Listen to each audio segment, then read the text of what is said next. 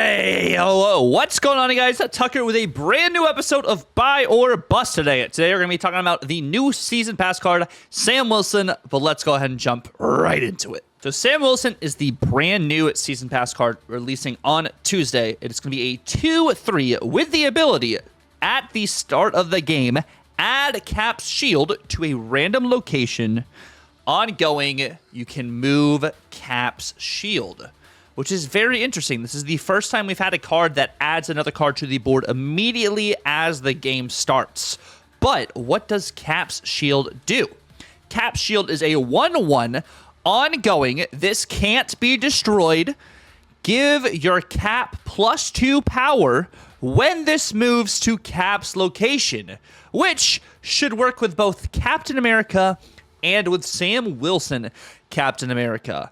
Does this mean we finally do get a Captain America buff? A card that can move every single turn to another location is pretty solid. Something that could always proc Miles, something that can give your Sam Wilson or your Captain America value, and it being a 1 cost could be good for Zoo. It could be good for ongoing list, which is why when I think of the key synergies for this card, of course, I think of Captain America getting this +2 powered from the shield. When it moves to Captain America, it moves away from Captain America. It's like he's throwing the shield, which is really cool. I'm also thinking about Spectrum. It is an ongoing card. Spectrum did also just get a buff in the OTA. Maybe for one of these reasons right now is because they want to see more Spectrum in the meta. I also thought of Jean Grey as one of the synergies here. You can use your shield in the Jean Grey location to close off that Jean Grey location so you can play a card elsewhere, and then you could also move the shield to a different location so you don't necessarily have to fill that Jean location on that turn as long as you do the ordering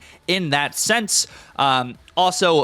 Sam Wilson is an ongoing and Captain America ongoing, so both those cards do get buffs from Spectrum. So just keep that in mind as well. And Captain America would give the +2 power to the shield as well, which is really cool. But of course, there are some counters to this as well. Some of the key counters I was thinking of course, is Red Guardian. Red Guardian is an absolute menace, still very relevant in the meta right now. It'll target your shield, of course, too, at that 1 powered stat line. Of course, if you have it in the Captain America lane, it might actually make it so it's a 50-50 between Captain America or the shield itself, since that shield would get that +2 power from Captain America. Just keep that in mind if you're trying to protect your shield or even use that shield as potentially a bait tool to get the Red Guardian out. I'm also thinking about Rogue. Rogue can steal the ability off the shield, so then the shield just can't move. Then it's just a 1/1, and at the same time, then it can also be Killmongered. So just keep that in mind. I do believe, actually, the shield, I don't know. I say the shield then can't be moved, but I believe the ongoing text might only refer to just the shield not being able to be destroyed. So that's something just to kind of look at, kind of going forward, actually doing some trial and error. But I do think Shadow King is a counter to this more simplistically, because that +2 power you get is not an ongoing +2 power. It is an added power, so it can be Shadow Kinged. So your Captain America or your Sam Wilson could be reverted back to that 3 power with Shadow King. Just keeping that in mind. And then let's talk about the good and the bad when it comes to Sam Wilson. So I want to say first and foremost, Captain America could finally be good again. This should work with both Captain Americas the same way that Doom 2099 worked with Dr. Doom and regular Doom. It should work in the same sense, so that's a very good positive there. Another positive we have going on is a free movement card, so at least could benefit Captain America and Sam Wilson. Also, if you're able to move this every turn, that is also a good card for Miles Morales, in the sense where you could always play Miles onto another location or even the same location, but Miles should cost 1 because you are moving this card. Same way like if you move a Jeff or like a Nightcrawler, or if you move something with Madam Web or Polaris, like this should work as a benefit for you, or if you're playing against this, if this moves, it's a benefit for Miles Morales. And then the shield can proc multiple times again, and like in a game, so you can move it to your Captain America, away from your Captain America, back to your Captain America. So you can more often than not proc this, I would say, on turn 3, because your move happens first. If you play Sam Wilson on turn 2 and you move the shield to Sam Wilson, I don't believe you're going to be able to get that +2 power, but I could be wrong. Whereas on turn 3, your Sam Wilson is already flipped over. the move happens first, so then you can get that +2 power onto your Sam Wilson. So that's the way it'll be working. Something that happens on turn 3, something you can do in turn 5, and like turn 7, kind of like every other turn. It really just depends on how often you're getting these cards on the board, is what I'm thinking here. And then the shield can't be destroyed, so you don't have to worry about the Killmonger. You don't have to worry about the Elektra. You don't have to worry about a lot of those interactions that would be bad for the shield. But moving on to the bad over here. You still do have to play Captain America or Sam Wilson in order to get the value for the shield. If not, the shield's just a card on the board for you. Yes, it would be good with Zoo for like Marvel Boy, Kazar, Blue Marvel, just to have another card to get that extra power. But in order to get the maximum value, you do have to have Sam Wilson or Cap on the board. And it does take up board space too. So if you are facing a lot of Clog can also be an issue. So Debris could also be a solid counter to this as well. Just keeping that in mind prospectively, because you're taking up so much board space, or even like a Cannonball. Clog's not going to be your friend, and probably a good chunk of these lists over here.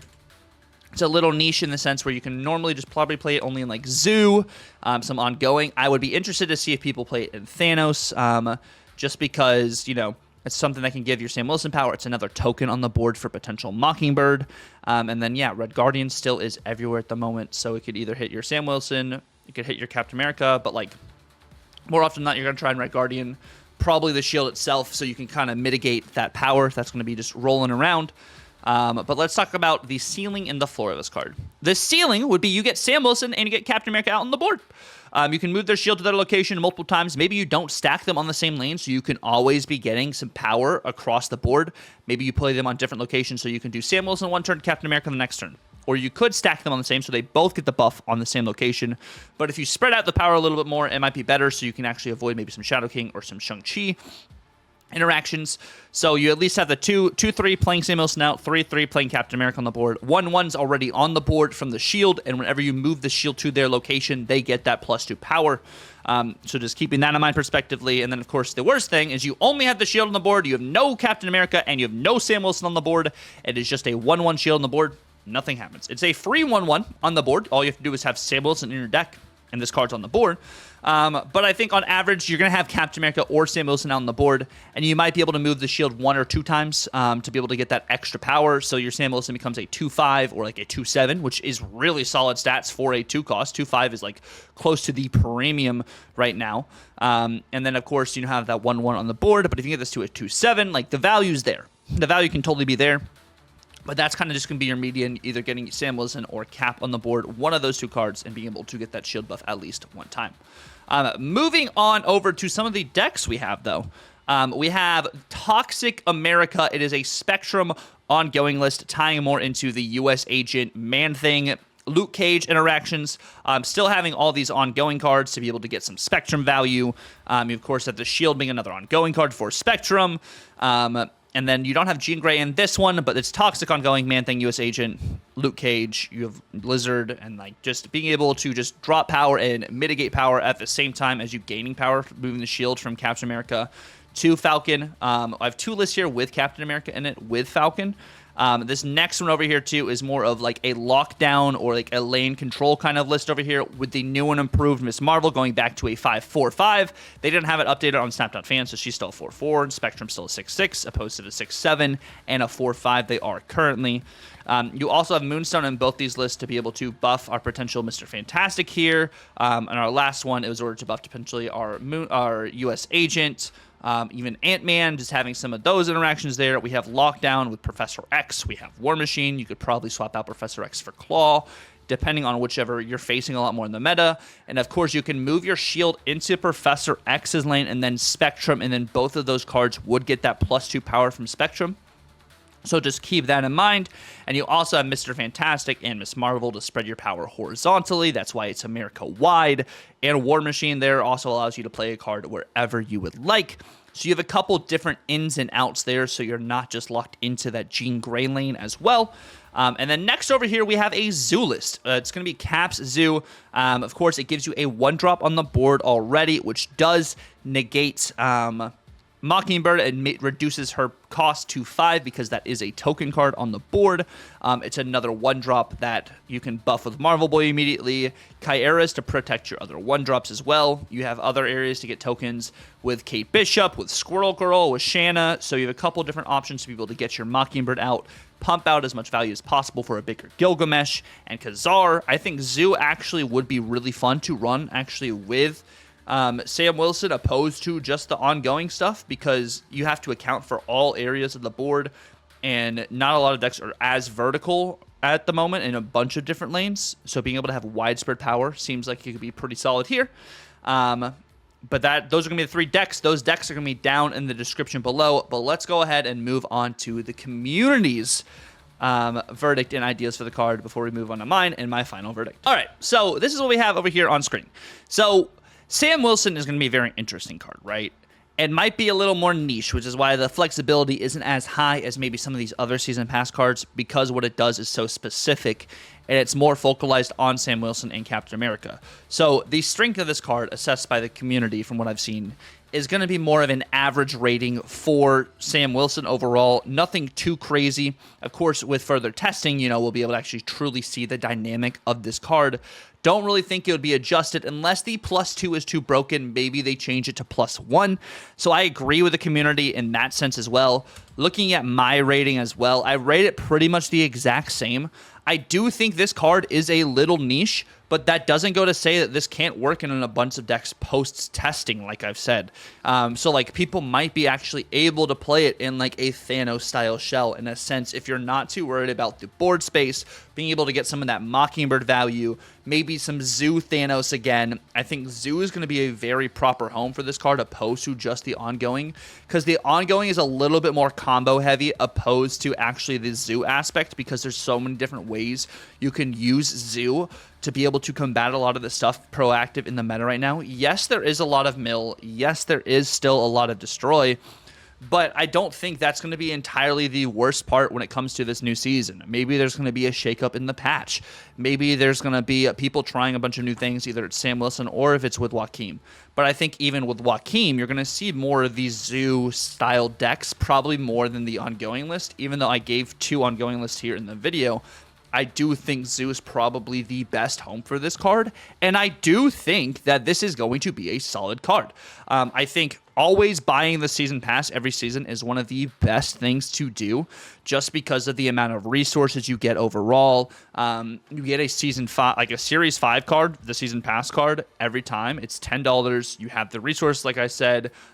You also get some really good variants. You also get mystery variants. You get gold. You get credits to be able to upgrade cards. I think it's a worthy investment, and I think this card is going to be good. I think there's going to be more decks, especially than just Zoo, and then, of course, then the ongoing, like I said, then I've listed already. I think there's going to be some really cool decks that people make with this card, because at the end of the day, you're just trying to buff this card with the shield, but if it allows you to have different options in order to win the game, because there's, like I said, the tokens on the board, or you're getting this to a 5 or a 7 power, it seems like there's just a bunch of different ways you can play with this card.